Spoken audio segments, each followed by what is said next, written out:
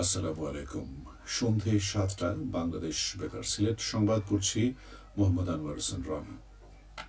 ত্রয়োদশ জাতীয় সংসদ নির্বাচনে সারা দেশে ৪২,৬১৮টি ভোটকেন্দ্র স্থাপনের খসড়া তালিকা প্রকাশ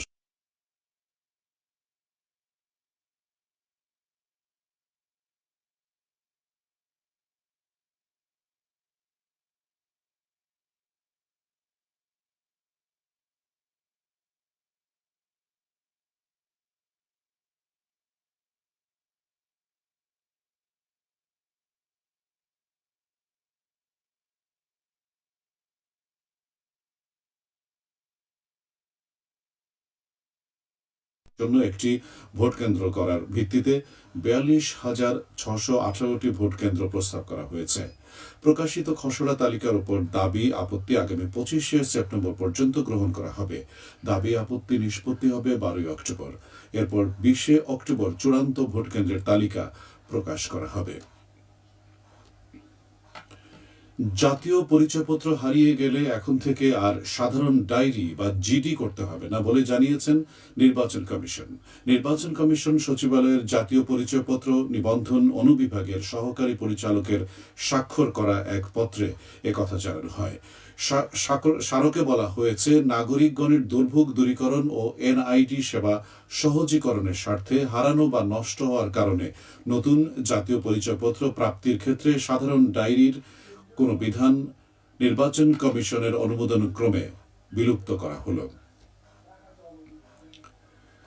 সারা দেশের মতো সিলেটও আজ পালিত হচ্ছে বিশ্ব আত্মহত্যা প্রতিরোধ দিবস। ২০০৩ সাল থেকে ১০ই সেপ্টেম্বর বিশ্বব্যাপী আত্মহত্যা প্রতিরোধ দিবস হিসেবে পালন করা হচ্ছে। বিশ্ব স্বাস্থ্য সংস্থার প্রতিবেদন অনুযায়ী আত্মহত্যা প্রবণতার ক্ষেত্রে বিশ্বে বাংলাদেশের অবস্থান ১০ম। হতাশাগ্রস্ত মানুষের মধ্যে আত্মহত্যার চিন্তা জাগে, তাই এসব মানুষের মনে আশার সঞ্চার করা গেলে তাদের আত্মহত্যার পথ থেকে ফেরানো সম্ভব। আত্মহত্যার রয়েছে সামাজিক, আবেগীয় ও আর্থিক প্রভাব। আশার কথা হচ্ছে আত্মহত্যা প্রতিরোধযোগ্য। মানসিক রোগ সম্বন্ধে সচেতনতা বৃদ্ধি ও আগে থেকেই এগুলো নিশ্চিত করা গেলে চিকিৎসা দিলে আত্মহত্যা প্রতিরোধে সহায়ক হবে। দিবসটি উপলক্ষে র্যালি ও আলোচনা সভা অনুষ্ঠিত হয়েছে মৌলভীবাজারে। সিভিল সার্জন কার্যালয় থেকে বের করা হয় র্যালিটি শহরের গুরুত্বপূর্ণ সড়ক প্রদক্ষিণ করে জেলা পরিষদে এসে শেষ হয়। পরে অনুষ্ঠিত হয় আলোচনা সভা। এতে প্রধান অতিথি হিসেবে উপস্থিত ছিলেন জেলা সিভিল সার্জন মামুনুর রহমান। গণমাধ্যমের অপসাংবাদিকতা প্রতিরোধ এবং বস্তুনিষ্ঠ সংবাদ পরিবেশন শীর্ষক প্রশিক্ষণ কর্মশালা অনুষ্ঠিত হয়েছে আজ সিলেটে। সিলেটের অতিরিক্ত জেলা প্রশাসক পদ্মাসন সিংহের সভাপতিত্বে সার্কিট হাউসে আয়োজিত এ কর্মশালায় প্রধান অতিথি হিসেবে উপস্থিত ছিলেন বাংলাদেশ প্রেস কাউন্সিলের চেয়ারম্যান বিচারপতি এ.কে.এম. আব্দুল হাকিম। বিশেষ অতিথি ছিলেন সিলেট মেট্রোপলিটন পুলিশের পুলিশ কমিশনার মোহাম্মদ রেজাউল করিম। কর্মশালায় জেলার ৪০ জন সংবাদকর্মী অংশগ্রহণ করেন। কর্মশালায় অংশগ্রহণকারী সাংবাদিক বৃন্দের মধ্যে সনদ প্রদান করা হয়।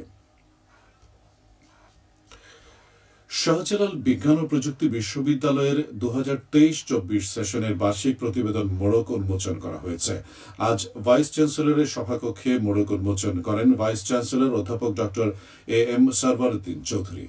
এর মাধ্যমে শিক্ষা, গবেষণা, অবকাঠামো ও প্রশাসনিক কার্যক্রম সহ এক বছরে সম্পন্নকৃত কাজ ও চলমান উদ্যোগগুলো প্রতিফলিত হয়। জন্ম ও মৃত্যু নিবন্ধন কার্যক্রমকে ত্বরান্বিত করতে করণীয় শীর্ষ কর্মশালা অনুষ্ঠিত হয়েছে আজ মৌলভীবাজারে। সদর উপজেলা পরিষদে অনুষ্ঠিত কর্মশালায় প্রধান অতিথি ছিলেন জেলা স্থানীয় সরকার অধিদপ্তরের উপপরিচালক শাহিনা আক্তার।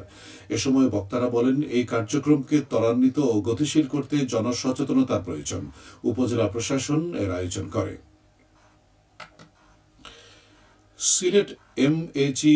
ওসমানী মেডিকেল কলেজ হাসপাতালে অনিয়মের অভিযোগে অভিযান চালিয়েছে দুর্নীতি দমন কমিশন। আজ দুদকের সিলেট কার্যালয়ের কর্মকর্তারা এই অভিযান পরিচালনা করেন। অভিযানে হাসপাতালের বিভিন্ন ওয়ার্ড, ওয়াশরুম, রোগীদের খাবার পরিবেশন ব্যবস্থা, প্যাথোলজি বিভাগ সহ নথিপত্র খতিয়ে দেখা হয়। রোগীদের অভিযোগের ভিত্তিতে এবং স্বাস্থ্য সেবায় স্বচ্ছতা নিশ্চিত করতে এই অভিযান চালানো হয়। অবৈধ বালু উত্তোলনের বিরুদ্ধে যৌথ অভিযান পরিচালনা করা হয়েছে আজ সিলেটের কোম্পানীগঞ্জে। উপজেলার ধলাই ব্রিজের নিরাপত্তা নিশ্চিত করতে উপজেলা প্রশাসনের নেতৃত্বে এই যৌথ অভিযান পরিচালিত হয়। অভিযানে উপজেলা নির্বাহী কর্মকর্তা, পুলিশ এবং বর্ডার গার্ড বাংলাদেশ অংশ নেয়। অভিযানকালে ধলাই নদীর নিচে অবৈধভাবে বালু উত্তোলনের সময় একটি বলগেট নৌকা, 8টি লিস্টার নৌকা এবং 3টি বার্কি নৌকা আটক করা হয়। সবশেষে আবহাওয়া। রাত 1টা পর্যন্ত পূর্বাভাসে বলা হয়েছে সিলেট সহ পার্শ্ববর্তী এলাকার জন্য কোনো সতর্কবাণী নেই এবং কোনো সংকেতও দেখাতে হবে না। আজ সিলেটের সর্বোচ্চ তাপমাত্রা ছিল 32.5 ডিগ্রি এবং সর্বনিম্ন 24.2 ডিগ্রি সেলসিয়াস। বাতাসে আর্দ্রতা ছিল সকালে 92 এবং সন্ধ্যায় 83%।